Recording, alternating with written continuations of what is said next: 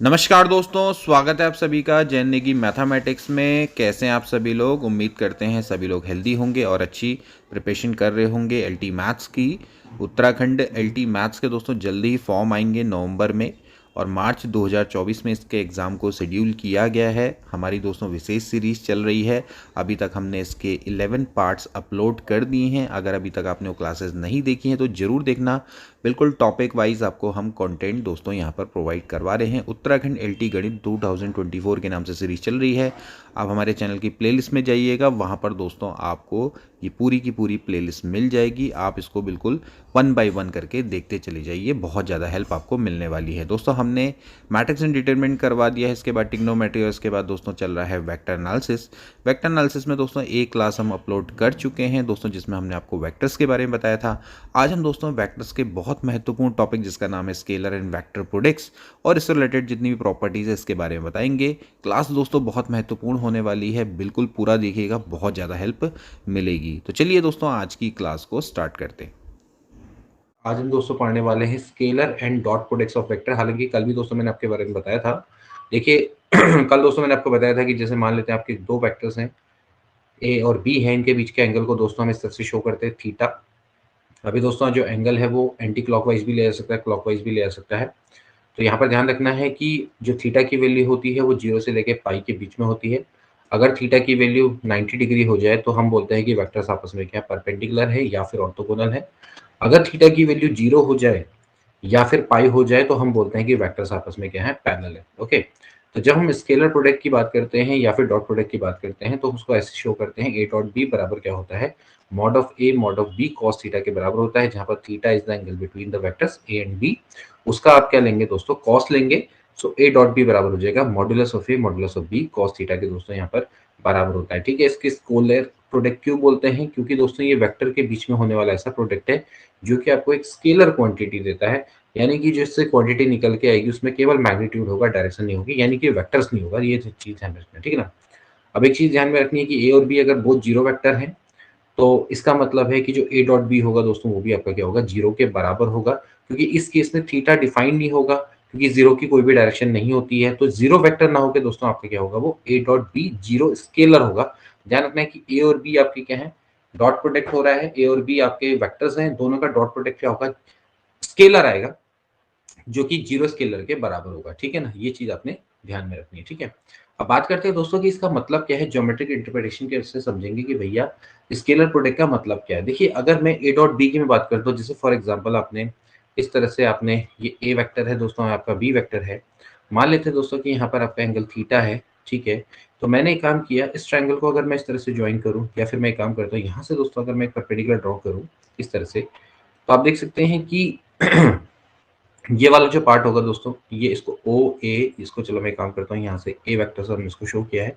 ये आपका एल है और ये जो ये पूरा वैल्यू है ये आपकी ओ ए, ये आपकी हो गई ओ बी। ठीक है, ये मॉड ऑफ, इसको हम किससे दिखाएंगे, mod of A total length, और जो टोटल लेंथ होगी आपकी क्या होगी, मॉड ऑफ बी होगी। ठीक है ना, और ये बी वेक्टर इस तरह से रिप्रेजेंट होता है। ठीक, तो अगर जैसे मैं बात करता हूँ भैया ए डॉट बी की, तो ए डॉट बी एक्चुअली क्या होता है दोस्तों, ये होता है मॉड ए मॉड बी कॉस थीटा। सो अगर मैं चाहूँ तो इसको इस तरह से भी लिख सकता हूँ, मॉड ए इंटू, जैसे कुछ देर के लिए मैं लिख लेता हूँ mod B cos theta. Now what is this, this is B, यानी एक्चुअली में हुआ है मॉड बी। तो ये वाला जो इसका कंपोनेंट होगा ये किसके बराबर होगा, ये अगर आप देखें राइट एंगल ट्राइंगल है, तो ये वाला जो ओ एल है एक्चुअली दोस्तों आपका क्या होगा, मॉड बी, या फिर आप इसको कह सकते हैं ओ बी कॉस थीटा के बराबर होगा। ठीक है ना, so what is O B cos theta, that is nothing but O B, मतलब कि मॉड बी कॉस थीटा। तो आप इसको दोस्तों इस तरह से लिख सकते हैं, ए इंटू ओ बी। ठीक है, ओ बी मतलब कि ओ बी कॉस थीटा, मतलब ठीक है ना, ओ बी कॉस थीटा, यानी कि मॉड ए ओ बी कॉस थीटा का मतलब हो गया एक्चुअली ओ एल। इसकी वैल्यू क्या होगी, ओ एल होगी। ठीक है, अब ओ एल की दोस्तों अगर मैं बात करता हूं तो व्हाट इज ओ एल, अगर आप ओ एल को ध्यान से देखें, it is nothing but, that is nothing but the projection of O B. मतलब कि देखिए ये ओ बी है, इसका दोस्तों यहाँ पर प्रोजेक्शन, प्रोजेक्शन का मतलब क्या होता है, छाया। ठीक है ना, तो अगर आप देखें तो भैया ओबी है क्या, ओबी का मतलब है, ओबी एक आपका वेक्टर है और अगर आप इसका प्रोजेक्शन निकालेंगे तो ये ओ एल के बराबर होगा ये।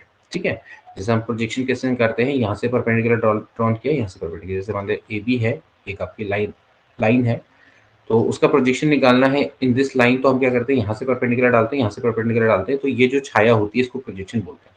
तो ऐसे ही अगर आप ओबी वेक्टर का प्रोजेक्शन या निकालना चाहते हैं तो वो क्या होगा, ओएल के बराबर होगा, ठीक है।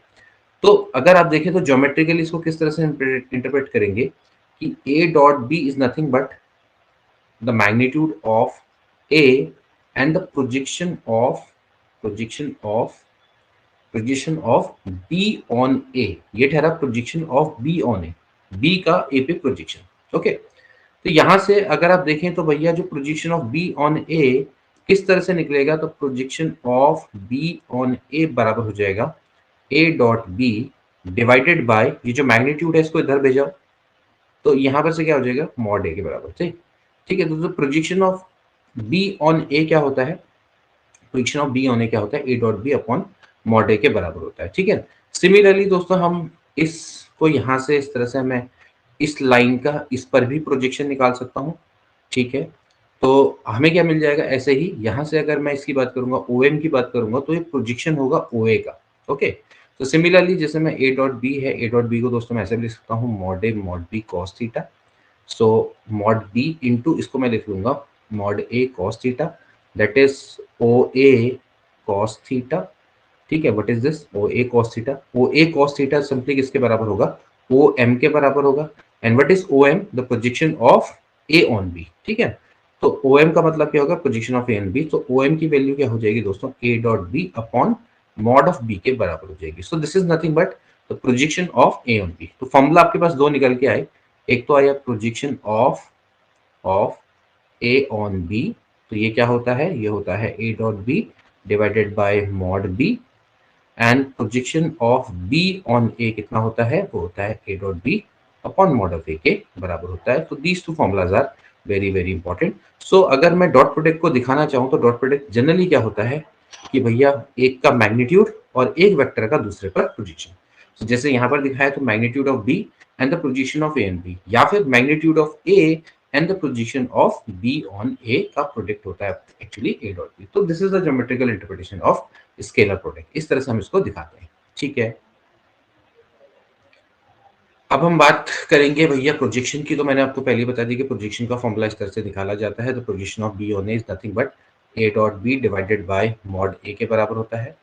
नाउ वी नो दैट कि भैया इसको मैं ऐसे लिख सकता हूँ a upon mod a upon mod a दोस्तों ए कैप होता है unit vector in the direction of a, तो इस तरह से भी इसको लिख सकते हैं। सिमिलरली अगर projection of A on B निकालना है तो डिवाइडेड बाय मॉड बी हो जाएगा, तो इसको आप इस तरह से लिख सकते हैं b vector divided by mod a, यानी कि ए डॉट बी कैप के दोस्तों ये बराबर होता है, ठीक है ना। तो A cap dot B vector और A vector dot B cap, इस तरह से भी आप projection of A on B को या बी ऑन ए को फाइंड आउट कर सकते हैं। अब इसके बाद इसकी कुछ प्रॉपर्टी, बहुत इंपॉर्टेंट प्रॉपर्टीज हैं। सबसे पहली बात है कम्यूटेटिविटी, यानी कि जो स्केलर प्रोडक्ट होता है वो कम्यूटेटिव होता है, यानी कि ए डॉट बी बराबर आपका क्या होता है, बी डॉट ए होता है। बहुत आसान है क्योंकि आपको पता है कि भैया इससे आपको क्या मिलता है, स्केलर, ठीक है। और आपको पता है कि जो स्केलर प्रोडक्ट होता है वो आप हमेशा क्या होता है, कम्यूटेटिव होता है। हम इसको इस तरह से लिख सकते हैं, तो ए डॉट बी बराबर क्या होता है, बी डॉट ए के बराबर होता है, ठीक है। इसके बाद हम बात करेंगे distributive of scalar product over vector addition, यानी कि आप स्केलर प्रोडक्ट की ओवर वेक्टर एडिशन में क्या ये डिस्ट्रीब्यूटिव लॉ को फॉलो करता है, बिल्कुल करता है। ए dot B plus A dot c, a dot B plus c बराबर a dot B plus A dot c के बराबर होते हैं, इसको लेफ्ट डिस्ट्रीब्यूटिव बोलते हैं। इसी तरह से B plus C dot A क्या होता है, बी ए डॉट सी के बराबर होता है, इसको हम क्या बोलते हैं, राइट डिस्ट्रीब्यूटिव लॉ बोलते हैं, ठीक है। इसके बाद अगर ए और बी में से अगर मान लेते हैं कोई भी जीरो नहीं है और अगर ए डॉट बी बराबर अगर जीरो आ जाता है, तो इसका मतलब सिंपल सा है कि भैया ए और बी आपस में क्या है, परपेंडिकुलर है। A is perpendicular to B और B is perpendicular to A, because we know that A dot B बराबर है मॉड ए मॉड बी कॉस थीटा। अगर ये भी जीरो नहीं है, ये भी जीरो नहीं है, कहने का मतलब है इनका मॉड भी जीरो नहीं होगा, तो एक ही केस हो सकता है कि इनके बीच का एंगल क्या रहा हो, 90 डिग्री रहा हो, और 90 डिग्री रहा होगा तो उसी केस में आपका क्या होगा, ये जीरो के बराबर हो सकता है, ठीक है ना। तो ये चीज दोस्तों आप यहाँ पर से ध्यान में रखनी है, ठीक है। अब इसी केस से दोस्तों एक और केस निकल के आता है कि भाई वी नो दैट कि I J K are the unit vector along x axis, y axis and z axis because they are mutually perpendicular and when they are perpendicular, so A dot B क्या होता है, zero होता है। तो similarly I dot J क्या होगा, zero होगा। J dot के भी क्या होगा, जीरो होगा। के डॉट जे भी जीरो होगा। के डॉट आई और आई डॉट के भी क्या होगा, जीरो होगा। ठीक है, ये आपने समझना है, यहीं से दोस्तों कॉन्सेप्ट निकल के आता है। ठीक है। इसके बाद बात करेंगे फॉर एनी वेक्टर, अगर मैं कहूँ a dot a, so that is mod ए का स्क्वायर के बराबर होता है, क्योंकि we know that A dot B क्या होता है, ये होता है मॉड ए मॉड बी कॉस थीटा। अगर मैं एक ही वेक्टर का उसी से डॉट प्रोडक्ट लूंगा, तो ये मॉड ए और कॉस बीच का एंगल क्या हो जाएगा, जीरो हो जाएगा, क्योंकि ये आपस में एक दूसरे के ऊपर एनवलप होगा। ठीक है, सो कॉस जीरो यानी कि वन, यानी कि मॉड ए के स्क्वायर के बराबर हो जाएगा। तो ये चीज ध्यान में रखनी है कि कहीं पर अगर मॉड ए स्क्वायर लिखा हुआ है तो आप उसके जगह पे डायरेक्टली ए डॉट ए भी लिख सकते हो। ठीक है, तो ये चीज आपने ध्यान में रखना है। ठीक है, अब एक चीज ध्यान में रखना है कि जैसे अगर मैं कहता हूँ ए वेक्टर का स्क्वायर, इसकी कोई मीनिंग नहीं होती है, लेकिन जब भी हम ए का स्क्वायर दिखाना चाहते हैं तो उसका मॉड ए का स्क्वायर को आप इस तरह से शो करेंगे। ठीक है ना, तो ये ध्यान में रखना है कि ए वेक्टर का स्क्वायर नाम की कोई चीज नहीं होती। ठीक है, इसके बाद हम बात करेंगे अगला कि आई अगर यूनिट वेक्टर है अलोंग द कोऑर्डिनेट एक्सिस, जैसे कि हमने पढ़ा कि भैया ए डॉट ए आपका क्या होता है, वन होता है। सॉरी, ए डॉट ए आपका क्या होता है, मॉड ए का स्क्वायर होता है। तो सिमिलरली दोस्तों क्या होगा, आई डॉट आई मॉड आई का स्क्वायर हो जाएगा उसी केस से। अब आपको पता है कि ये यूनिट वेक्टर है तो इसकी वैल्यू क्या हो जाएगी, वन हो जाएगी। ठीक है ना, सिमिलरली जो जे डॉट जे होता है वो भी क्या होता है, वन होता है। और के डॉट के भी आपका क्या होता है, वन के बराबर होता है। ठीक है, so these are few concept that you need to remember. Okay, अब इसके बाद किसी स्केलर से जब आप किसी वेक्टर्स को मल्टीप्लाई करते हैं तो आप दोस्तों इसको इस तरह से लिख सकते हैं, एम ए डॉट बी बराबर एम ए डॉट बी बराबर हो सकता है ए डॉट एम बी। ध्यान रखने वाली बात है कि एम ए भी अपने आप में एक वेक्टर होगा। एम एक स्केलर है, ठीक है, लाइक टू थ्री फोर। अगर आप इसको किसी वेक्टर से मल्टीप्लाई करोगे तो आपको क्या मिलेगा, two A three A vector मिलेगा। तो वो भी दोस्तों अपने यहाँ पे क्या होगा, वेक्टर होगा। तो उसका आप क्या करोगे, अगले से डॉट प्रोडक्ट कर सकते हो। ठीक है, सिमिलरली अगर आप थ्री को बाहर भी ले लो तो ये अपने आप में वेक्टर है, तो दोनों का डॉट प्रोडक्ट हो सकता है, कोई दिक्कत वाली बात नहीं है। तो अगर किसी स्केलर को अगर आप किसी वेक्टर से सिंपली मल्टीप्लाई करोगे तो आपको क्या मिलेगा, हमेशा एक वेक्टर मिलेगा। ठीक है, तो उनके बीच में डॉट प्रोडक्ट क्या है, पॉसिबल है। इसी तरह से M A dot N B क्या हो जाएगा, एम एन बाहर ले लेंगे, कोई दिक्कत नहीं है। ऐसे ही ये भी अपने आप में वेक्टर है, ये भी अपने आप में वेक्टर है, क्योंकि आप किसी स्केलर से वेक्टर को जब सिंपल मल्टीप्लाई करते हो तो आपको हमेशा क्या मिलता है, एक वेक्टर मिलता है। ठीक है, इसी प्रॉपर्टी से यहाँ पर से ये प्रॉपर्टियां भी बनी हुई है। कहने का मतलब ये है कि m की जगह पे -1 रख दो तो आपको ये प्रॉपर्टियां मिल जाएंगी, ये सारी प्रॉपर्टीज आपको मिल जाएंगी। ठीक है, इसी तरह से आप m और n दोनों की जगह पे यहाँ पर -1 रख दो तो आपको ये प्रॉपर्टी आसानी से मिल जाएगी। आप m की जगह पे -1 रख दो, -a, और यहाँ पर हो जाएगा -b। तो एक्चुअली क्या हो जाएगा, ये -1 इंटू -1 +1 हो जाएगा, a डॉट b के बराबर हो जाएगा। सो ये प्रॉपर्टी क्या है, इन्हीं का ही एक पार्ट है। इसके बाद अगली प्रॉपर्टी जो कि मोस्ट इंपॉर्टेंट प्रॉपर्टीज में से एक है। ठीक है, अब देखिए हमने बहुत सारी बार ये प्रॉपर्टीज पढ़ी भी हैं और इससे पहले भी हमने कॉम्प्लेक्स नंबर भी बहुत अच्छे से आपको करवाया है। तो ये प्रॉपर्टीज आप दोस्तों बहुत आसानी से समझ सकते हैं, कोई दिक्कत वाली बात नहीं है।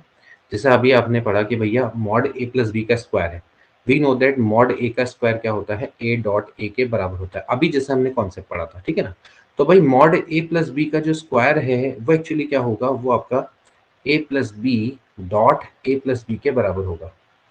ठीक है, अब आप मल्टीप्लाई करें, डॉट प्रोडक्ट क्या होता है, कम्यूटेटिव होता है। साथ ही साथ इसके अलावा दोस्तों वो डिस्ट्रीब्यूटिव भी होता है। तो डिस्ट्रीब्यूटिव होता है तो डिस्ट्रीब्यूटिव लॉ लगाओ, ये हो जाएगा ए डॉट ए plus B plus B dot ए प्लस बी। देखिए डिस्ट्रीब्यूटिव लॉ, ये सारे लॉ इसीलिए पढ़े ताकि हम इन चीज़ों को समझ सके। तो यानी कि हो जाएगा ए dot A plus A dot B plus B dot A plus B dot B. We know that A dot A क्या होता है, मॉड ए का स्क्वायर होता है। बी डॉट बी आपका क्या होता है, मॉड बी का स्क्वायर होता है। ए डॉट बी बराबर बी डॉट ए होता है, क्योंकि ये दोनों आपस में कम्यूटेटिव लॉ को फॉलो करते हैं। तो आपका क्या हो जाएगा, टू ए डॉट बी के बराबर हो जाएगा। सिमिलरली दोस्तों हम ये चीज को भी प्रूव कर सकते हैं। ठीक है, और इसी तरह से हम इस चीज को भी प्रूव कर सकते हैं। देखिए इसको किस तरह से प्रूव करेंगे, a into a minus b plus B dot A minus B. Dot के रिस्पेक्ट में ये कम्यूटेटिव लॉ को फॉलो करता है, साथ ही डिस्ट्रीब्यूटिव लॉ को भी फॉलो करता है। तो जाएगा B dot A minus B dot B. A dot B बराबर होता है बी डॉट ए, तो कैंसिल आउट हो जाएंगे। ये हो जाएगा मॉड ए का स्क्वायर माइनस मॉड बी का स्क्वायर। इस तरह से आप इन रिजल्ट को आसानी से प्रूफ कर सकते हैं। ठीक है, अब हम बात करेंगे scalar product in terms of component. मैंने आपको पहले ही बताया था कि एक कोई भी आपका जो वेक्टर होता है उसको आप दोस्तों उसके एक्स वाई और जेड डायरेक्शन में कंपोनेंट में डिवाइड कर सकते हैं। जैसे कि हमने एक आर वेक्टर बताया था, आर वेक्टर के कंपोनेंट बताए थे एक्स डायरेक्शन में, वाई डायरेक्शन में और जेड डायरेक्शन में। कहने का मतलब है आर की जो वैल्यू आई थी क्या आई थी, एक्स आई प्लस वाई जे प्लस जेड के। सिमिलरली दोस्तों आपका जो ए वेक्टर है इसको आप इस तरह से लिख सकते हैं a one i plus a two j plus a three k, b बराबर है b one i b two j b three k. जब आप दोस्तों इन दोनों का डॉट प्रोडक्ट निकालेंगे तो we know that by the property that I dot I दोस्तों क्या होता है, वन होता है, लेकिन आई डॉट जे जीरो होता है, आई डॉट के जीरो होता है। तो सिर्फ आपको क्या करना है, आई का आई से, जे का जे से और के का के से, इन्हीं प्रोडक्ट को आपने कंसिडर करना है। यानी कि सिंपली क्या हो जाएगा, a one b one plus a two b two plus a three b three के बराबर हो जाएगा। जो हमने अभी कॉन्सेप्ट पढ़े उन सभी का दोस्तों यहाँ पर हमने यूज करना है। ओके, इसी तरह से देखिए, जैसे अगर आपको यहाँ पर A dot B find out करना है तो सिंपली आप क्या करेंगे, ए डॉट बी अगर आपको फाइंड आउट करना है तो सिंपली आप तीन दूनी करेंगे छः, माइनस दो गुणा एक कर लेंगे, ठीक है, और प्लस दो गुणा क्या कर लेंगे, तीन कर लेंगे, यानी कि छः में से दो गया चार, और ये दोस्तों आपका क्या हो जाएगा, 10 के बराबर हो जाएगा डायरेक्ट। अब बात करेंगे angle between the two vectors. Angle between the two vectors कैसे निकाला जाता है भाई, हमने अभी फॉर्मूला पढ़ा, ए डॉट बी बराबर होता है मॉड ए mod B cos theta. So cos theta बराबर जनरली क्या हो जाएगा, ए dot B upon mod of A mod of b. So theta will be equals to cos inverse a dot B upon mod of A into mod of B के बराबर होता है। ठीक है, बहुत आसान सा कॉन्सेप्ट है। Now we can write them in terms of component. So in terms of component if we know that कि भैया ए बराबर है ए वन आई ए टू जे और a three k, and b बराबर है b one i b two j and b three k. So we know that if we need to calculate a dot b, so it will be equals to a1 b1 a2 b2 plus a3 b3। और साथ ही दोस्तों अगर आप इसका modulus निकाल लेंगे तो modulus generally आपका क्या होता है, देखो ध्यान रखो कि मॉडुलस का कॉन्सेप्ट कैसे आया। मॉडुलस का कॉन्सेप्ट ऐसा आया कि देखो हम जानते हैं भैया मॉड ए का स्क्वायर होता है वो आपका क्या होता है, ए डॉट ए के बराबर होता है। कहने का मतलब है कि आपको क्या निकालना पड़ेगा, ए डॉट ए निकालना पड़ेगा, यानी कि a one i plus a two j plus a three k dot a one i plus a two j plus a three k. इन दोनों का आपने डॉट प्रोडक्ट निकालना पड़ेगा। तो क्या आ जाएगा, ए वन यानी कि ए वन का स्क्वायर, ए टू यानी कि ए टू का स्क्वायर और ए थ्री का स्क्वायर। ठीक है, so that will be equal to mod A square. तो मॉड ए बराबर क्या आ जाएगा, अंडर रूट ए वन का स्क्वायर ए टू का स्क्वायर ए थ्री का स्क्वायर। तो यहाँ से दोस्तों आपने लिख लिया मॉड ए बराबर हो गया इतना, एंड मॉड बी बराबर सिंपली आप इस तरह से आप इसको निकाल सकते हो। So in terms of their x y z component, so this is a way with that we can find the angle between two vectors। अब बात करेंगे दोस्तों कंपोनेंट ऑफ वेक्टर्स अलोंग। देखिए आपके पास एक वेक्टर है, या बी की वेक्टर है या ए वेक्टर है, कोई भी आप निकाल सकते हैं। तो आपने क्या करना है, कंपोनेंट निकालना है बी का along and perpendicular to the vector A. यानी कि आपने एक वेक्टर इसके अलोंग निकालना है और एक इसके परपेंडिकुलर निकालना है, ठीक है ना। तो अलोंग का मतलब हो गया ये वाला ओ एम, और जो परपेंडिकुलर हो गया वो वाला हो गया, वो हो गया एम बी, ठीक है ना। तो अगर आपके पास बी वेक्टर है तो आप इसके अलोंग दोस्तों वेक्टर को निकालना चाहते हो तो किस तरह से निकालेंगे। देखिए हमें क्या निकालना है, ओवेम वेक्टर है। ओवेम वेक्टर को कैसे निकाला जाएगा, बी वेक्टर है इसका, देखो बी वेक्टर एक होगा अलोंग, ये इसका कंपोनेंट है अलोंग ए, और इस परपेंडिकुलर यानी कि इस पर परपेंडिकुलर, यानी कि हमें ये निकालना है। ठीक है, किस तरह से निकाला जाएगा, देखिए हम कोई भी वेक्टर होता है उसको कैसे निकालते हैं, हम उसको वेक्टर को दोस्तों, जैसे मैं आर वेक्टर है तो आर वेक्टर को मैं कैसे निकालूंगा, उसका मॉडुलस और उसके अलावा उसकी डायरेक्शन में यूनिट वेक्टर, समझ रहे ना, या आर कैप जो भी इसको शो करना चाहो। तो अब देखिए अगर मैं ओ एम वैक्टर निकालना चाहता हूँ तो मुझे क्या चाहिए होगा, एक तो पहले चाहिए होगा इसका मॉडुलस ओ एम और इसकी डायरेक्शन में यूनिट वेक्टर। इसकी डायरेक्शन में जो यूनिट वेक्टर होगा वो ए की डायरेक्शन में होगा, यानी कि वो ए कैप के बराबर होगा, क्योंकि ओ एम किसकी डायरेक्शन में दोस्तों, इसी डायरेक्शन में। तो जो इसकी डायरेक्शन में यूनिट वेक्टर होगा वही क्या होगा, इसका यूनिट वेक्टर होगा। इस चीज को आपको समझना है। नाउ ओ एम क्या होगा, देखिए आपके पास राइट एंगल ट्राइंगल है, तो राइट एंगल ट्राइंगल में भैया ओ एम क्या होगा, भैया ओ एम बट्टे ओ बी बराबर होगा cos theta. So O M बराबर हो जाएगा simply mod B cos theta. ठीक है, तो यहाँ पर दोस्तों मैं अगर इस वैल्यू को रख दूं तो जाएगा mod B cos theta into ए कैप। ठीक है, अब यहाँ से भैया चलो इसको मैं ऐसे ए डॉट बी की फॉर्म में कन्वर्ट कर सकता हूँ। मॉड ए से मैं क्या कर दूंगा, ऊपर नीचे मल्टीप्लाई कर दूंगा, तो ये हो जाएगा ए कैप। ठीक है, now it will become A dot B upon mod of A into A cap, यहाँ पर इंटू है, ठीक है, ध्यान रखना है कि प्रोडक्ट नहीं हो रहा है, इंटू है, क्योंकि दोस्तों A dot B upon mod A total scalar quantity है, ठीक है, तो इंटू होगा, और ए कैप क्या है, वेक्टर है, ठीक है। अब ये हो गया। अब इसके बाद ए कैप को दोस्तों हम जानते हैं कैसे लिखते हैं, इसको हम जानते हैं भाई, ए कैप को लिखा जाता है vector of a divided by modulus of a. तो यहाँ से दोस्तों ये हो जाएगा ए dot B upon mod of a, इसकी जगह पे आप लिख लेंगे simply a vector, sorry a vector divided by mod of a. So ये जनरली आपका आ जाएगा ए डॉट बी अपॉन मॉड ए का स्क्वायर इनटू ए वेक्टर। तो ये दोस्तों आपका ये आ गया कंपोनेंट। तो component in the direction of a vector. So component of vector b along the direction of a vector will be a dot b upon mod a square into a vector। इस तरह से दोस्तों हम इसको show कर सकते हैं। देखिए परीक्षा में आया हुआ क्वेश्चन है, और ये पहले भी आया हुआ है ऑप्शन में, तो समझ लो कि भाई किस तरह से निकाला गया है। आपने सिंपली करना क्या है, आपको निकालना है O M vector. O M vector को निकालना है तो मतलब ओ एम का मॉडुलस इनटू उसकी डायरेक्शन में यूनिट वेक्टर। डायरेक्शन किसकी ले रहे हो आप, ए वेक्टर की ले रहे हो, तो ए वेक्टर की डायरेक्शन में यूनिट वेक्टर क्या होगा, ए कैप होगा, ठीक है। अब देखो इसके बाद क्या निकालना है, परपेंडिकुलर डायरेक्शन निकालना है। परपेंडिकुलर डायरेक्शन क्या है दोस्तों, ये है आपकी ओ बी, मतलब sorry M B. M B क्या होता है, एम बी आपको पता है भैया, आपके पास ये ट्राइंगल है, ये जो ट्राइंगल है तो आप जानते हैं भैया O M plus M B बराबर हो जाएगा ओ बी। आप देख सकते हैं भाई, ये बंदा यहाँ से यहाँ गया, यहाँ से यहाँ गया, तो एक्चुअली यहाँ से यहाँ गया, तो O M plus M B बराबर ओ बी। तो एम बी बराबर क्या हो जाएगा, ये हो जाएगा O B minus O M. O M vector की वैल्यू तो हम दोस्तों निकाल चुके हैं, वो ये है, और ओ बी क्या है दोस्तों आपका है ये B vector. O B actually क्या है, बी वेक्टर। तो बी वेक्टर माइनस कितना हो जाएगा, ए dot B upon mod A square into A vector के बराबर ये हो जाएगा। तो ये आपका दोस्तों आपका क्या आ जाएगा, the component which is perpendicular to the direction of given vector. Okay, इस तरह से आप इसको फाइंड आउट कर लेंगे। अब इसके बाद आपके पास कुछ रिजल्ट्स हैं जिनको आपने ध्यान में रखना है। सबसे पहला रिजल्ट तो दोस्तों हम ये प्रूफ कर चुके हैं, ए डॉट बी का स्क्वायर अगर हम करते हैं, ए प्लस बी का स्क्वायर करते हैं मॉड का, तो वो इसके बराबर होता है। ऐसे दोस्तों ये भी निकाल लेंगे। अब आप इन दोनों को ऐड करेंगे दोस्तों, तो आपका क्या आ जाएगा, ये और ये कट जाएगा, तो सिंपली आपका क्या आ जाएगा रिजल्ट, ए प्लस बी का स्क्वायर, यहाँ पर प्लस होगा दोस्तों, ये प्लस होगा, बराबर हो जाएगा ट्वाइस मॉड ए का स्क्वायर प्लस मॉड बी का स्क्वायर। जैसे हमने कॉम्प्लेक्स नंबर वाला कॉन्सेप्ट किया था उसी कॉन्सेप्ट से होना है। अब इसके बाद देखिए यहाँ पर से एक रिजल्ट है कि भैया अगर मॉड ए प्लस बी बराबर है मॉड ए माइनस बी, तो ए परपेंडिकुलर होना चाहिए बी पे, ठीक है। इसको आप कैसे प्रूफ करेंगे, सिंपली आप क्या कर दो, बोथ साइड स्क्वायर कर दो। अगर क्योंकि भैया मॉड अगर बराबर तो उनका स्क्वायर भी बराबर होगा, तो भैया यहाँ से हम जानते हैं भैया ये हो जाएगा मॉड ए का स्क्वायर प्लस मॉड बी का square plus two A dot B बराबर हो जाएगा मॉड ए का स्क्वायर प्लस मॉड बी का square minus two A dot B. ये दोनों आपके कैंसिल आउट हो जाएंगे। इसका मतलब है कि 4 ए डॉट बी बराबर आ जाएगा 0।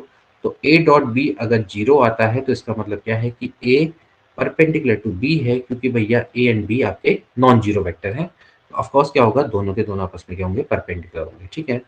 यहाँ से दोस्तों हम इसको प्रूफ कर सकते हो, ठीक है। बिल्कुल सेम जैसे कॉम्प्लेक्स नंबर में किया था उसी तरह से करना है, ठीक है। बस यहाँ पर वेक्टर वाली फॉर्म आ गई। अब यहाँ पर देखिए मॉड ए प्लस मॉड बी है, तो आपको प्रूफ करना है कि a is parallel to B, यानी कि ए और बी पैरेलल है। तो ए और बी पैरेलल कब होंगे, देखिए आप क्या करिए, फिर से आप क्या कर दिए, यहाँ पर से आप कर दो स्क्वायर।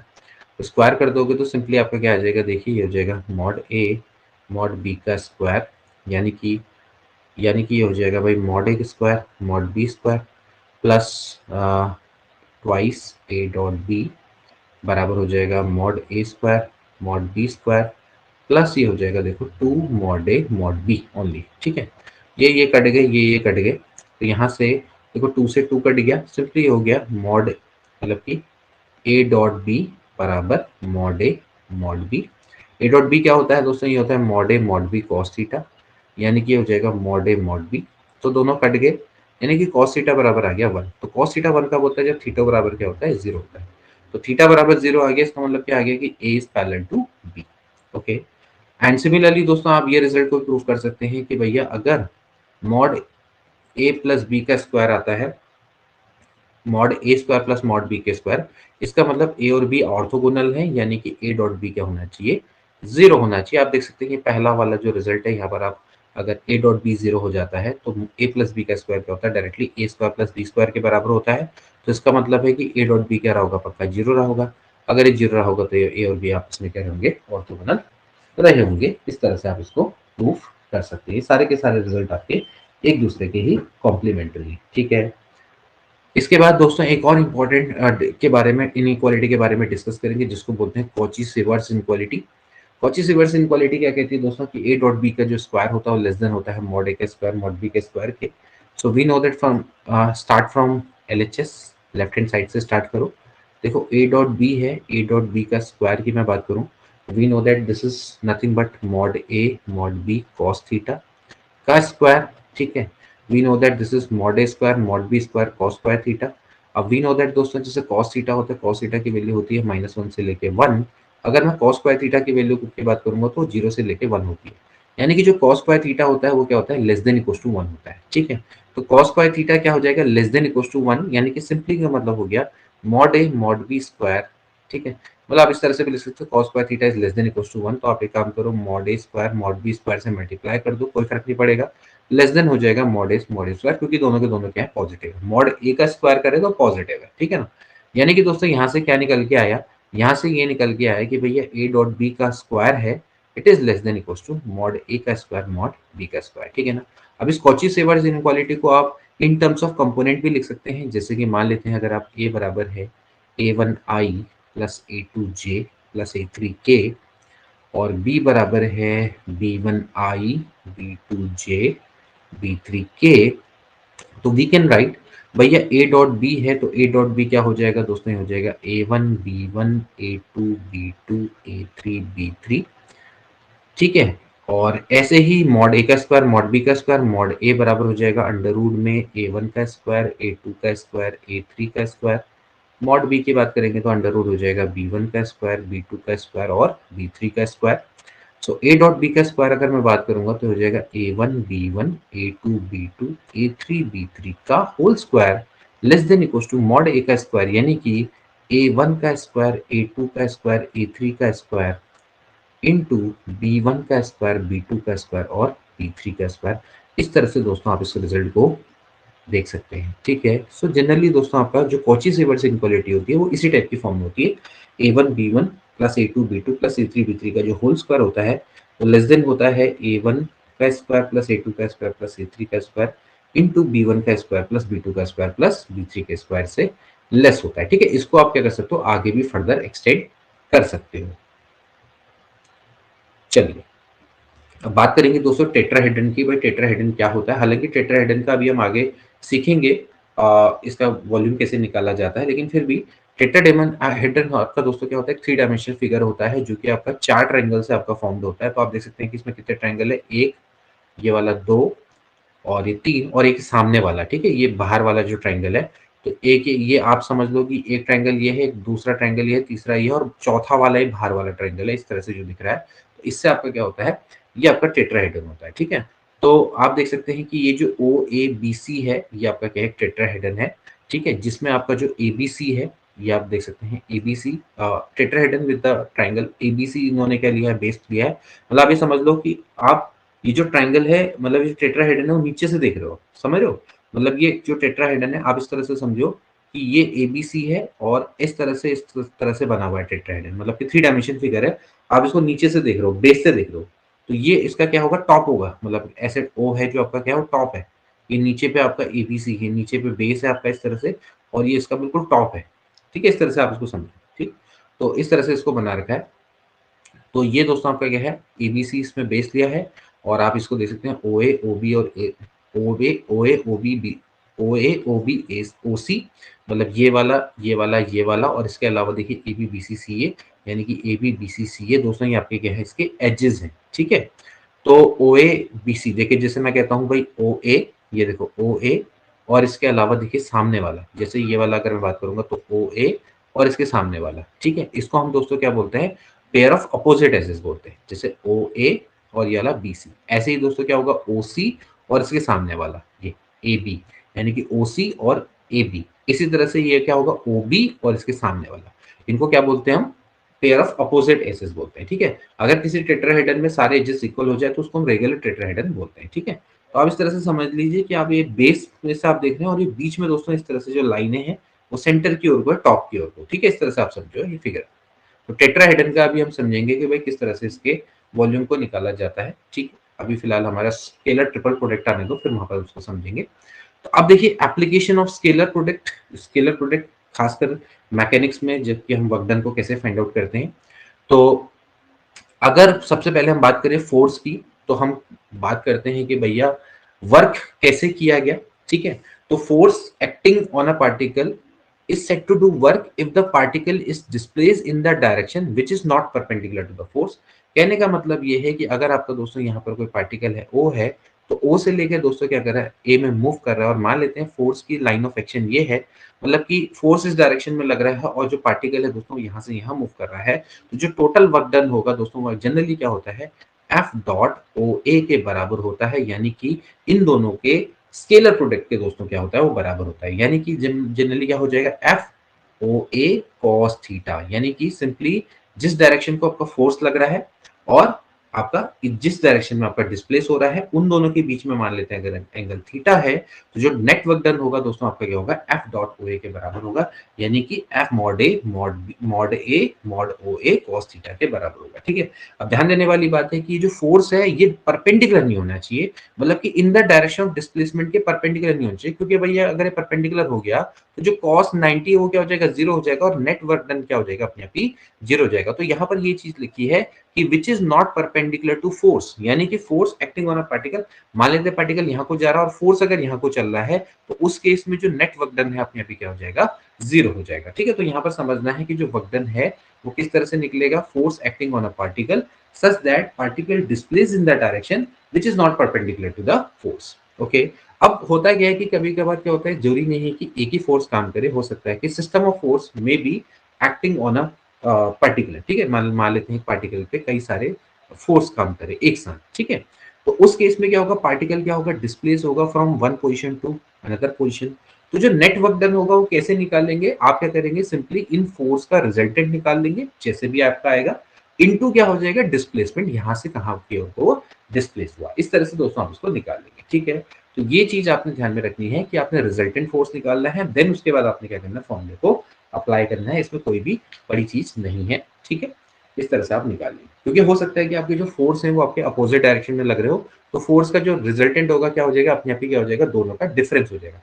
अगर फोर्स सेम ही डायरेक्शन में लग रहे होंगे तो फोर्स का क्या हो जाएगा, सम हो जाएगा। इस तरह से आपने इन क्वेश्चन को करना होगा। ठीक है, इस पर बेस्ड एक क्वेश्चन देख लेते हैं, आपके सामने के क्वेश्चन है, देखो क्या लिखा हुआ है, force of magnitude 5 and 3 unit acting in the direction and this respectively act on a particle which displace it from the point two point, find the work done by the forces. Okay, अब देखना कि भैया जो vectors होता है हमेशा वहां पर क्या होता है ना, क्वेश्चंस एप्लीकेशन बेस्ड ज्यादातर क्वेश्चन आते हैं। तो फोर्स है, दो फोर्स हैं जिनके मैग्नीट्यूड काम कर रहे हैं।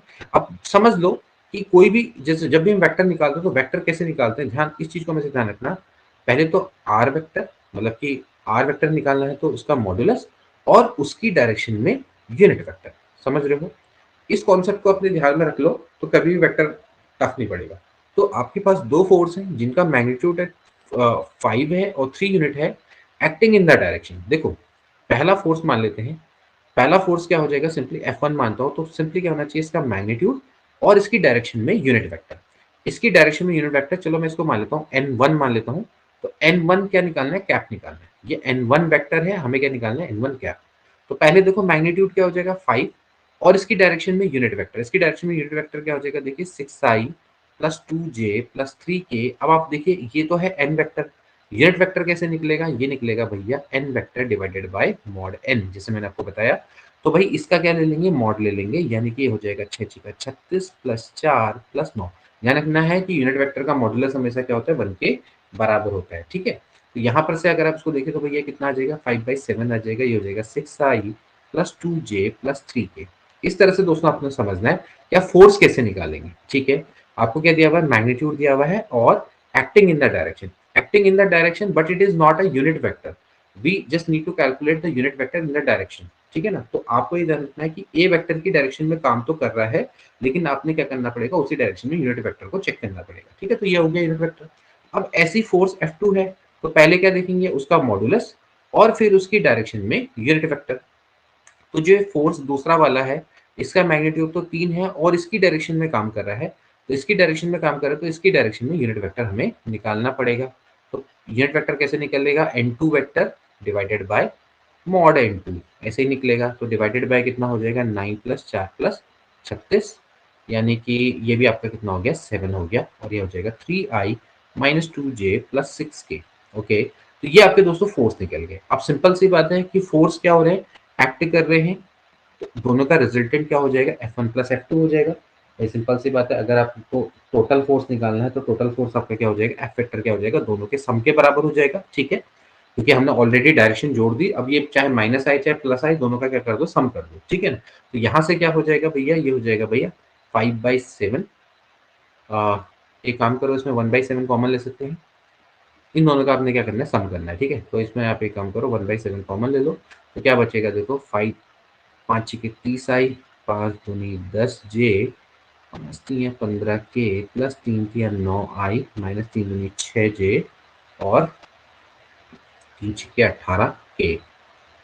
इसको सॉल्व करेंगे तो यहाँ पर से कितना आ जाएगा, 39i और प्लस 4j, और 8 और 5 कितना हो गया, 13, 23k, इस तरह से आ जाएगा। ठीक है, 39i, 4j और 23k, ये तो आपका आ गया दोस्तों फोर्स। ठीक है, नाउ ये जो फोर्स है, अब ये जो फोर्स है, ये जैसे मान लेते हैं ये फोर्स है, काम कर रहे हैं, मान लेते हैं एक हो गया, आपने जो रिजल्टेंट फोर्स निकाल लिया एफ वेक्टर।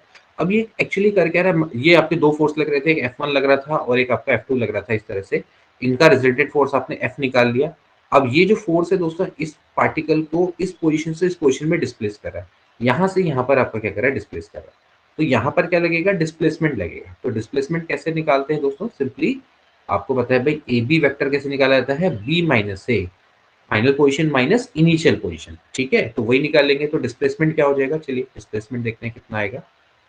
इसको थोड़ा सा साइड में करते हैं। डिस्प्लेसमेंट कितना हो जाएगा, देखो ये हो जाएगा डी वेक्टर बराबर हो जाएगा simply 4i plus 3j plus k minus, ये हो जाएगा 2i minus 2j plus 2j minus k।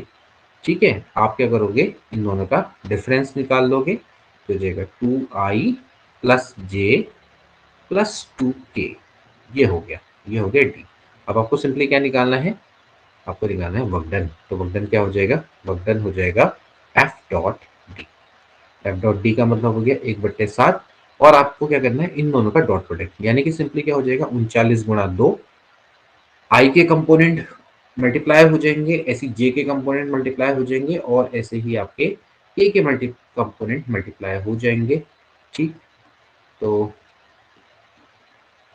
ये हो जाएगा 78 प्लस 4 प्लस 23 दूनी 46, 4 50, 50 और 78, 8 साथ कितना हो गया, 15। तो 1/7 गुणा 158। ठीक है, तो 158, 158 आ रहा है, एक सेकंड, 7 5 12 16, तो ये हो गया आपका 8, नहीं ठीक है, करिए 50 हो गया ना, हाँ 78 प्लस 4 प्लस 23 दूनी 46, 23 नहीं होगा, फिर ये 33 होगा।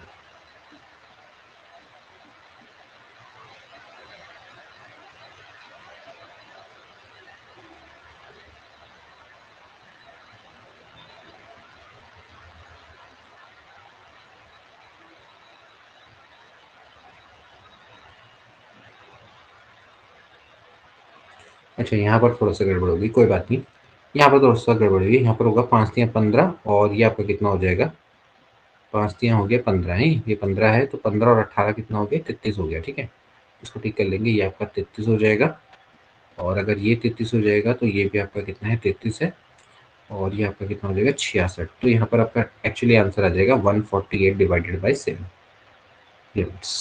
सो this is the right answer. ठीक है, तो जैसे भी आप इसको इस तरह से निकाल लोगे। ठीक है, so this is the way you can find out the work done by a force। अब बात करेंगे दोस्तों क्रॉस प्रोडक्ट की, या कि वेक्टर प्रोडक्ट भी इसको बोला जाता है। तो वेक्टर प्रोडक्ट में जब हम बात करते हैं दोस्तों, दो वेक्टर के बीच में कैसा होने वाला प्रोडक्ट है, जो कि दोस्तों आपको एक वेक्टर क्वांटिटी देता है। ठीक है, ध्यान रखते हैं कि यहाँ पर आपको वेक्टर क्वांटिटी मिलेगी। सो एक्चुअली मान लेते हैं ए वेक्टर है और दोस्तों आपके पास बी वेक्टर है। तो जब आप दोस्तों ए से बी की ओर को दोस्तों आप क्या बनाते हैं, ध्यान रखना है कि यहाँ पर जब आप ए से बी की ओर को एंटी क्लॉकवाइज डायरेक्शन में मूव करते हैं, तो दोस्तों आपको क्या मिलता है, एक वेक्टर मिलता है जिसकी डायरेक्शन ए क्रॉस बी होती है। जनरली जो ए क्रॉस बी होता है वो वेक्टर होता है जो कि दोस्तों ए और बी के प्लेन पर क्या होता है, परपेंडिकुलर होता है। ठीक है, ध्यान रखने वाली बात है कि यहाँ पर जो ए होगा ये बी होगा, तो जो ए क्रॉस बी होगा वो वेक्टर होगा जो कि प्लेन पे, इनके प्लेन पर परपेंडिकुलर होगा। सो जो ए क्रॉस बी होता है दोस्तों जनरली क्या होता है कि भैया मॉड ए मॉड बी साइन थीटा से रिप्रेजेंट होता है।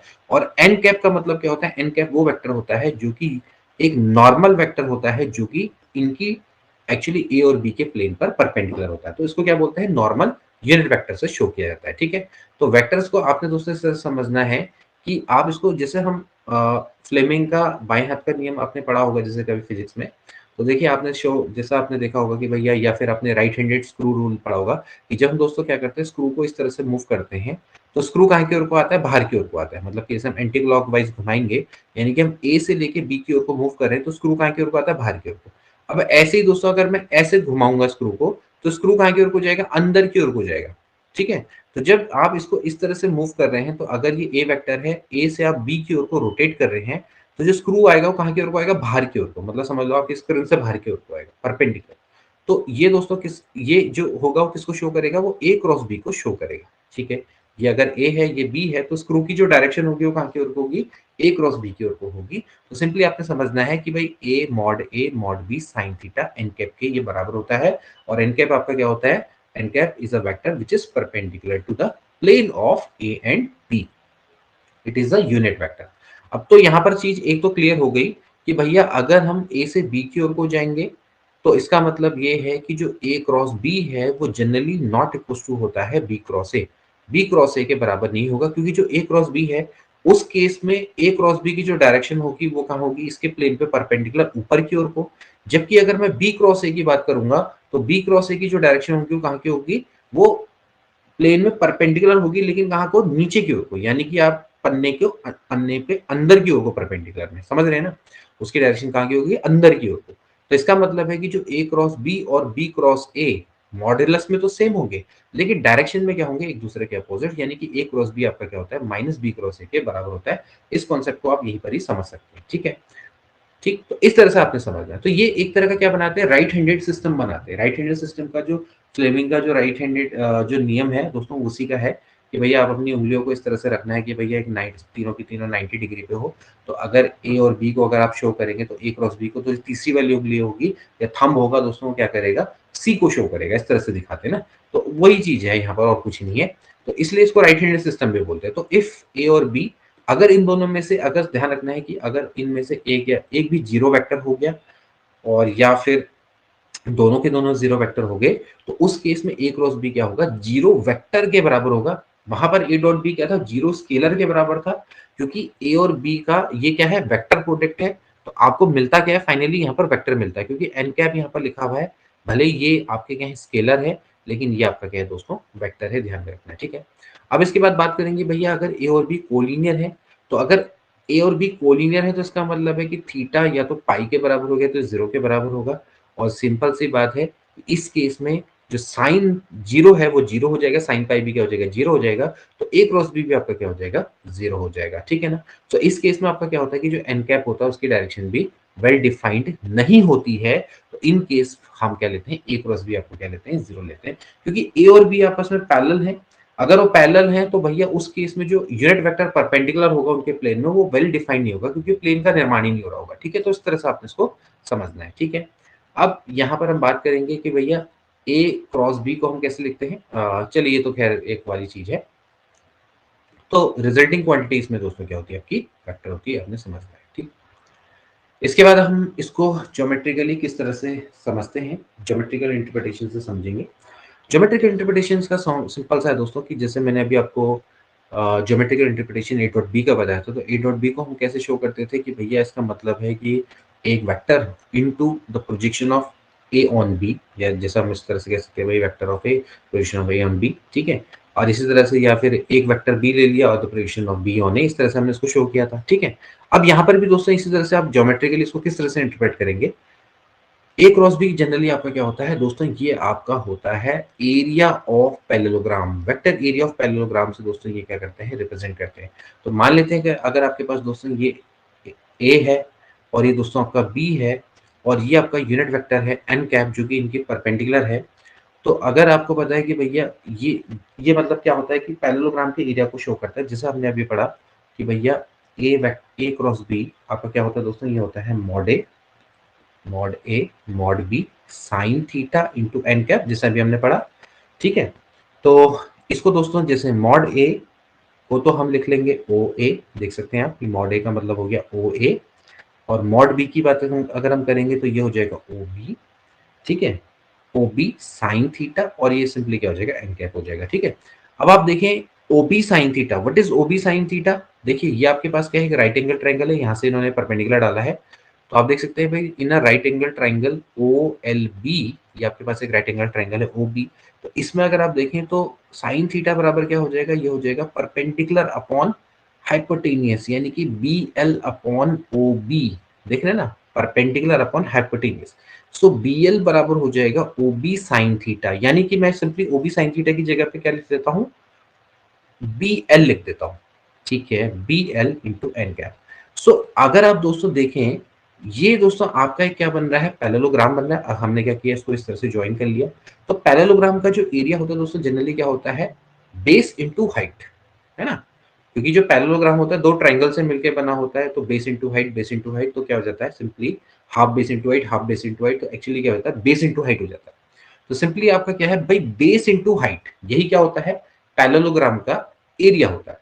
तो एक्चुअली जो ए क्रॉस बी है वो यहां पर देख सकते हैं कि आप जो ए क्रॉस बी है, this is O A into o b into n cap. So ये एक्चुअली क्या है, वेक्टर एरिया, क्योंकि वेक्टर की फॉर्म में है। तो ये एक्चुअली क्या है, वेक्टर एरिया है। तो अगर मैं सिर्फ एरिया निकालना चाहूंगा तो मुझे क्या करना पड़ेगा, इसका मॉड करना पड़ेगा। तो सिंपली क्या आ जाएगा, ओ ए इंटू बी एल हो जाएगा। ठीक है, यानी कि बेस इंटू हाइट, समझ रहे हो। तो ए क्रॉस बी एक्चुअली किसको शो करता है, ए वेक्टर एरिया ऑफ पैरेललोग्राम को शो करता है ओ ए सी बी के। क्योंकि इसमें वेक्टर एरिया क्यों बोल रहे हैं, क्योंकि दोस्तों इसमें आपका एन कैप भी है। एन कैप किसको शो कर रहा है, it is a vector which is perpendicular in the direction of this parallelogram, या फिर इसको प्लेन भी बोल सकते हैं। और अगर मैं सिर्फ एरिया ऑफ पैरेललोग्राम को शो करना चाहूंगा तो that will be represented by mod A cross B से इसको शो किया जाएगा। ठीक है, तो मॉड ए क्रॉस बी आपका क्या है, एरिया ऑफ पैरेललोग्राम होता है। और अगर मैं कहूंगा सिर्फ a cross b into n cap बोलूंगा तो उसको क्या बोलेंगे, वेक्टर एरिया ऑफ पैरेललोग्राम बोलेंगे। ठीक है, तो हम यहाँ पर पढ़ रहे हैं geometrical interpretation of vector product. तो खाली वेक्टर प्रोडक्ट की बात करेंगे तो this is a vector area of parallelogram, ये अपने दोस्तों यहाँ पर समझना है। ठीक है, तो इस तरह से आप इसको समझ सकते हैं। ठीक है, नाउ इसी मत की मदद से दोस्तों आप क्या कर सकते हैं, ट्राइंगल ओ ए बी का भी एरिया निकाल सकते हैं। जैसे मान लेते हैं ये है, इस ट्राइंगल का एरिया अगर आप निकालना चाहेंगे तो कैसे निकालेंगे, सिंपली हो जाएगा हाफ। भाई आपको पता है कि जो पैरेललोग्राम होता है, पैरेललोग्राम का अगर हम एक डायगोनल खींचते हैं तो ये इसको दोस्तों क्या करता है, दो कॉन्ग्रेंट ट्राइंगल में डिवाइड करता है, मतलब कि दो बराबर ट्राइंगल में इसको तोड़ता है। ठीक है ना, तो ये ट्राइंगल और ये ट्राइंगल दोनों का एरिया सेम है। पहले हम इस ट्राइंगल के एरिया की बात करेंगे तो क्या हो जाएगा भाई, हाफ बेस इंटू हाइट यानी कि बी एल। ठीक है, तो सिंपली अगर आपने एरिया निकालना है किसी ट्राइंगल का और उस ट्राइंगल की साइड्स किसी वेक्टर से रिप्रेजेंट होती है, तो सिंपली ओ ए और बी एल की दोस्तों मैं बात करूंगा। तो ओ ए और बी एल का मतलब क्या हो गया दोस्तों, सिंपली हो गया half O A into B L. What is B L, that is O B sine theta. तो सिंपली ये हो जाएगा हाफ, अगर आप इसको इस तरह से लिखेंगे तो हाफ ये हो जाएगा ओ ए क्रॉस ओ बी। ठीक है, इसको क्रॉस में समझना है, ये प्रोडक्ट है ओ ए ओ बी साइन थीटा, तो क्या हो जाएगा हाफ ओ ए क्रॉस ओ बी। ठीक है, के मॉड के बराबर होगा। तो सिंपली अगर मैं बात करूंगा कि आपके पास दोस्तों अगर आप एक ट्राइंगल है, ट्राइंगल की साइड्स ए और बी हैं, और आपने अगर उसका एरिया निकालना है तो सिंपली क्या होता है, हाफ मॉड ए क्रॉस बी के बराबर होता है। ठीक है ना, यहाँ पर मॉड लेने से क्या होता है कि जो एन कैप है वो गायब हो जाएगा, क्योंकि इसका मॉडुलस क्या हो जाएगा, 1 हो जाएगा। अब दोस्तों ये वेक्टर नहीं रह गया, अब ये क्या रह गया, स्केलर रह गया। तो इसलिए हम क्या लिख रहे हैं, area of O A B लिख रहे हैं, या फिर एरिया ऑफ पैरेललोग्राम लिख रहे हैं, ना कि वेक्टर एरिया ऑफ पैरेललोग्राम। अब जब वेक्टर एरिया होगा तो उस केस में वहां पर एन कैप भी दिखाई देगा, समझना है चीज को। ठीक है, तो ये हो गया। ठीक, अब हम बात करेंगे प्रॉपर्टीज ऑफ वेक्टर प्रोडक्ट। तो प्रॉपर्टीज ऑफ वेक्टर प्रोडक्ट, जैसे मैंने आपको पहले बताया कि vector product is not commutative, a और बी अगर आपके दो वेक्टर हैं तो a cross b not equal to b cross a, लेकिन फिर भी ए क्रॉस बी आपका क्या होता है माइनस बी क्रॉस ए के बराबर होता है। मैग्नीट्यूड में दोनों सेम होंगे लेकिन डायरेक्शन उनकी क्या होती है आपस में अपोजिट होती है। ऐसे ही ए और बी अगर आपके पास दो वेक्टर हैं, किसी स्केलर से अगर मैं इसको मल्टीप्लाई करूंगा तो जो स्केलर है उसको मैं वेक्टर से मल्टीप्लाई करूंगा, अगेन मेरे पास एक वेक्टर आएगा। तो वेक्टर को दोस्तों मैं m को बाहर ले सकता हूँ, कोई फिक्र नहीं पड़ता, m into A cross B लिख सकता हूँ, ए क्रॉस इंटू एम बी लिख सकता हूँ, ठीक है। सिमिलरली जो सिमिलर प्रॉपर्टी है m इंटू ए इंटू एन बी बराबर एम एन बाहर ले लेंगे, ऐसी m यहाँ पर बाहर ले सकते हैं, कोई फर्क नहीं पड़ता क्योंकि ये स्केलर है, कोई फर्क नहीं पड़ता है, ठीक है ना।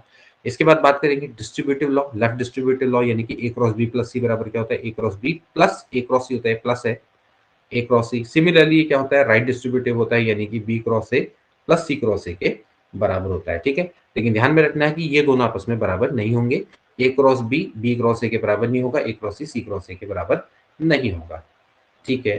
अब बात करेंगे अगली प्रॉपर्टी की कि इफ दे आर पैरेलल, सो उस केस में ए क्रॉस बी क्या हो जाएगा जीरो के बराबर हो जाएगा, क्योंकि दोनों के बीच का एंगल क्या होगा जीरो होगा, या फिर पाई हो सकता है, ठीक है।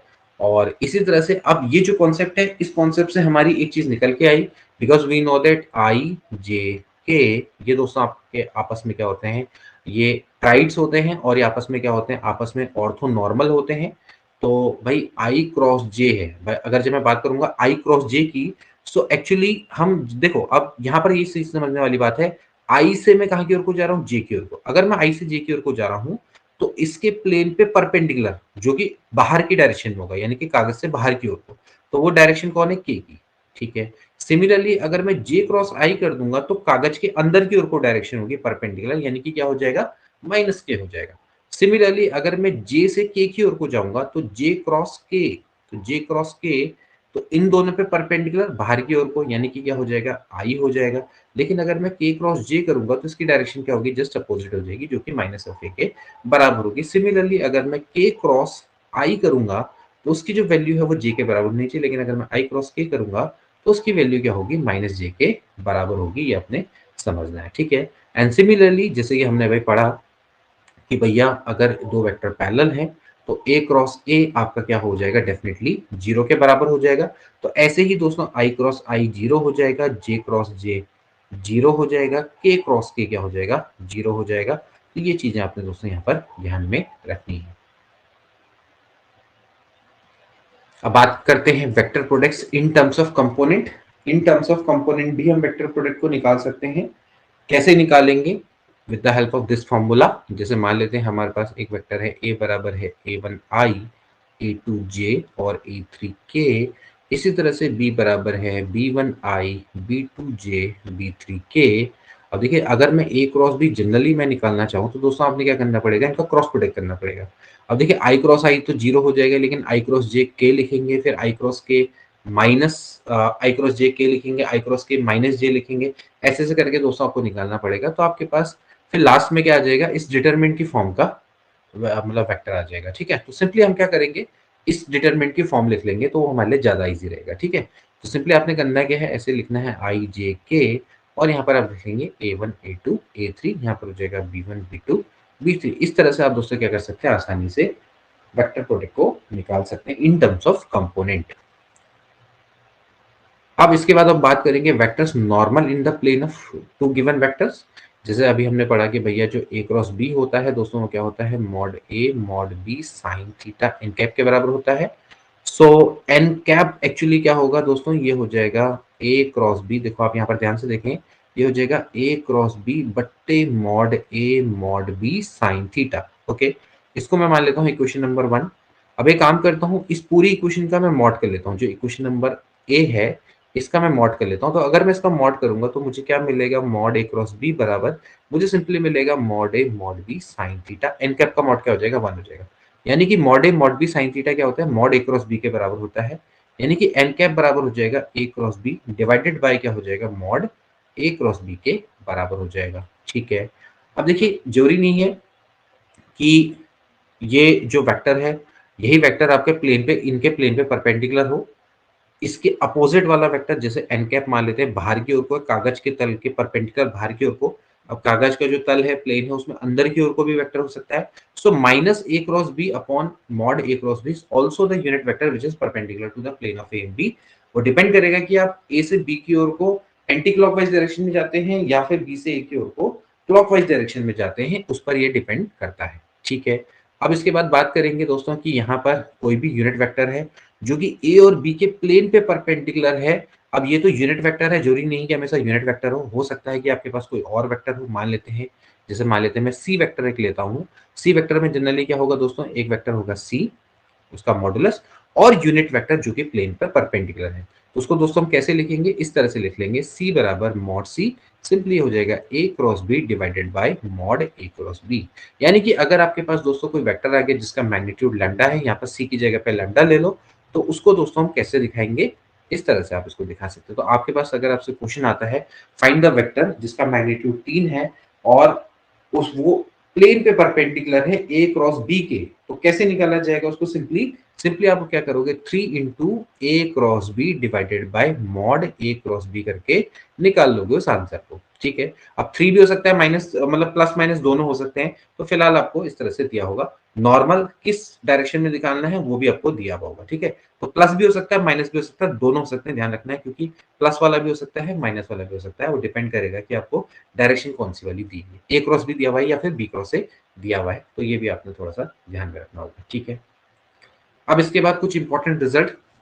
सबसे पहले एरिया ऑफ पैरेललोग्राम। अगर आपके पास एक पैरेललोग्राम दिया हुआ है, अभी हमने आपको बताया कि अगर इसकी एडजस्ट साइड ए और बी से दिखाई जाए तो एरिया ऑफ पैरेललोग्राम हमेशा कितना होता है, mod of A cross B के बराबर होता है। Mod of A cross B, अगर वेक्टर एरिया की बात करी जाएगी तो हो जाएगा ए क्रॉस बी के बराबर होगा केवल वेक्टर एरिया, मॉड नहीं लगेगा। अगर बोलते हैं एरिया ऑफ ट्राइंगल, जैसे आपके पास एक ट्राइंगल है जिसकी एडजेसेंट साइड अब ए और बी है, तो उस ट्राइंगल का जो एरिया होता है वो क्या होता है, half mod of A cross B होता है। ठीक है, अब मान लेते हैं कि आपके पास एक ट्राइंगल है एबीसी की फॉर्म में। अब चलिए एबीसी भी अगर आपने दिया है, वैसे इसमें क्या है कि इन्होंने इस ट्राइंगल को ओ ए बी माना है, तो जैसे ये आपका ए वेक्टर हो गया, ये बी वेक्टर हो गया, इस केस में निकाल लिया। लेकिन जरूरी नहीं है, वो हो सकता है कि आपके पास ट्राइंगल का जो एक पार्ट है वो ओरिजिन पे ना हो, इस तरह से हो, एबीसी हो, तो किसको किस तरह से निकालेंगे, सिंपली आपका क्या हो जाएगा, ए बी और ए सी, तो हो जाएगा half mod A B cross A C. भाई फाइनली तो आप ये साइड और ये साइड निकाल लो ना, उससे कोई मतलब नहीं है। अब इससे पहले हमने जो ट्रायंगल पढ़ा था उसमें माना था कि हमने एक साइड कहाँ पर है, ओरिजिन पे है, तो इस तरह से निकाला था। तो ये वेक्टर था ए वेक्टर, ये वाला था बी वेक्टर। अब जरूरी नहीं है कि ओ ए और ओबी की फॉर्म में हो, तो हो सकता है कि कभी कभार आपको यहाँ का कोऑर्डिनेट दिया हो, यहाँ का कोऑर्डिनेट दिया हो, यहाँ का कोऑर्डिनेट दिया हो, और आपसे बोला जाए कि ट्रायंगल का एरिया निकालो, तो आप सिंपली क्या करेंगे, half A B cross A C निकालेंगे। ए बी कैसे निकलेगा, बी माइनस ए, और ए सी कैसे निकलेगा, सी माइनस ए, और दोनों का क्रॉस प्रोडक्ट निकाल के उनका मॉड निकाल लेंगे। इसी तरह से आप क्या कर सकते हैं, बी से भी निकाल सकते हैं, बी सी इंटू बी ए भी निकाल सकते हो, और ऐसे ही आप सी बी इंटू सी ए भी निकाल सकते हो। इनका मॉड निकाल लोगे तो आंसर आपका निकल के आ जाएगा। ठीक है, अब कभी कभार क्या होता है दोस्तों कि आपको पैरेललोग्राम है, पैरेललोग्राम की एडजेसेंट साइड ना देके आपको डायगोनल दिए होते हैं, जैसे ये डायगोनल है, ये दिया होगा, तो ए वेक्टर एंड बी वेक्टर बहुत इंपॉर्टेंट रिजल्ट है, this is most important result. तो अगर आपको कभी कभार क्या होता है कि पैरेललोग्राम की एडजेसेंट साइड्स ना देखिए, अगर उसके डायगोनल दिए हुए हैं, चलो मैं इसको D1 और D2 मान लेता हूँ, मान लेते हैं D1 और D2, तो उसका दोस्तों अगर आपने एरिया निकालना है तो ये होता है हाफ D1 क्रॉस D2, समझ रहे हैं, हाफ हो जाएगा, हाफ D1 क्रॉस D2 के क्या होता है, बराबर होता है। It is a very very important result, इसको आप एग्जाम की दृष्टि से याद रखेंगे। तो कभी कभार आपके पास क्या हो गया कि एरिया ऑफ पैरेललोग्राम आ गया और आपसे कहा गया कि भाई डायगोनल गिवन है, तो आप क्या कर देंगे, हाफ कर देंगे। It is just like area of triangle with the adjacent side given.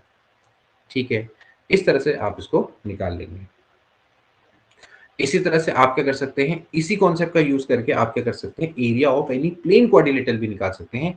Area of any plane quadrilateral भी दोस्तों इस तरह से निकाला जाता है कि जैसे मान लेते हैं कि आपके पास ए बी सी डी एक आपके पास एक क्वाड्रिलेटरल है, चतुर्भुज है, तो आपको अगर दोस्तों अगर उसके क्वाड्रिलेटरल के डायगोनल पता है, तो आप सिंपली क्या करोगे, हाफ मॉड ए सी क्रॉस बी डी, मतलब कि उसके डायगोनल यानी कि D1 D2 उसका प्रोडक्ट का, मतलब उसके क्रॉस प्रोडक्ट का हाफ कर देंगे और उसका मॉड निकाल लेंगे, तो आपको क्या मिल जाएगा, area of plane quadrilateral ABCD मिल जाएगा।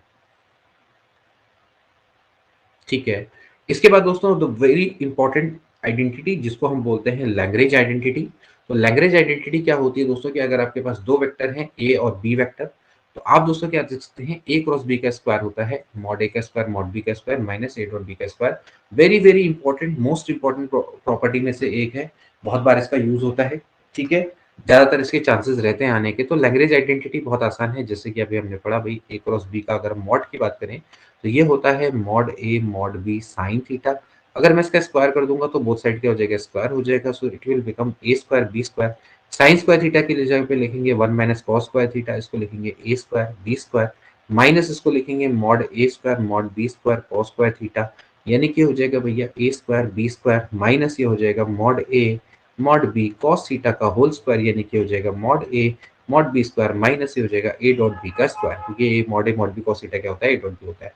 तो इस तरह से दोस्तों आपके पास क्या आ जाएगा, ये रिजल्ट निकल के आ जाएगा, वेरी वेरी इंपॉर्टेंट रिजल्ट, ठीक है। सो मॉड a क्रॉस b का स्क्वायर क्या होता है, मॉड a का स्क्वायर मॉड b का square minus a dot b के स्क्वायर के बराबर होता है, ठीक है। इस तरह से दोस्तों आप इस रिजल्ट को देख सकते हैं। अब एक क्वेश्चन है जिसको आप देखें, A B C are the position vector of A B C in the triangle A B C, show that the area of triangle, आपने क्या करना है, इसके बराबर है half A cross B cross A और सी क्रॉस ए के बराबर है, ठीक है ना। A B C are the position vector of triangle A B C, आपने क्या करना है, इसके एरिया को बताना है, ठीक है। अब देखिए इसको किस तरह से निकाला जाएगा, देखिए मैंने आपको सेम वही कॉन्सेप्ट बताया कि जैसे मान लेते हैं आपके पास एक ट्राइंगल है ए बी सी, और आपको देखिए ए वेक्टर ए बी सी, मतलब कि ये ए वेक्टर है, इसका पोजीशन बी वेक्टर है, इसका पोजीशन सी वेक्टर है। समझ लो ना कि यहाँ पर एक ओरिजिन रहा होगा, ओरिजिन से ये दिया हुआ है ओ ए ओ सी और ओ बी दिया हुआ है, ठीक है। तो अब देखिए जब इस ट्राइंगल का एरिया निकालते हैं तो कैसे निकालते हैं, half A B cross A C, जैसे मैंने आपको बताया कि कैसे निकालेंगे, half A B cross A C, यानी कि सिंपली क्या हो जाएगा भैया, half A B cross A C का मतलब समझ रहे हैं ना, तो half A B cross A C का मतलब हो जाएगा half A B cross A C का हो जाएगा भैया बी माइनस ए क्रॉस दोस्तों क्या हो जाएगा, सी माइनस ए के बराबर हो जाएगा, ठीक है, सी माइनस ए, ठीक है। अब आप इसको निकालो, हाफ ये हो जाएगा कितना, मल्टीप्लाई करो B minus A C minus यानी कि B cross C minus B cross A minus A cross C minus में इसका प्लस हो जाएगा ए क्रॉस ए, ठीक है। इस तरह से आप इसको लिख लेंगे। नाउ ए क्रॉस ए तो डेफिनेटली क्या हो जाएगा, जीरो हो जाएगा, ठीक है। ये हो जाएगा आपका बी क्रॉस सी, और आप जानते हैं दोस्तों जो ए क्रॉस बी होता है वो आपका minus of B cross A होता है, तो इसकी जगह पे ए क्रॉस बी लिख लो और इसकी जगह पे आप क्या लिख लो, प्लस में सी क्रॉस ए लिख लो, तो आपका दोस्तों ये आंसर निकल के आ जाएगा, समझ रहे हो। तो कभी कभार जरूरी नहीं है कि हमेशा ए ओरिजिन पे ही हो सकता है कि ओरिजिन से डिफर कर रहा हो, तो उस केस में आप क्या करोगे, एरिया को इस तरह से कैलकुलेट कर लोगे, half A B cross A C की मदद से इसको कैलकुलेट कर लोगे, ठीक है। तो ये दोस्तों इसका तरीका रहेगा। तो दोस्तों आज के लिए इतना ही। आई होप ये क्लास आपके लिए बहुत बेनिफिशियल रही होगी और आपके सारे कॉन्सेप्ट्स क्लियर हुए होंगे। अगर कॉन्सेप्ट्स क्लियर हुए हैं, क्लास अच्छी लगी है तो लाइक किया करो और अपने दोस्तों के बीच में ज़रूर शेयर करो। मिलते हैं नेक्स्ट क्लास में, तब तक के लिए गुड बाय।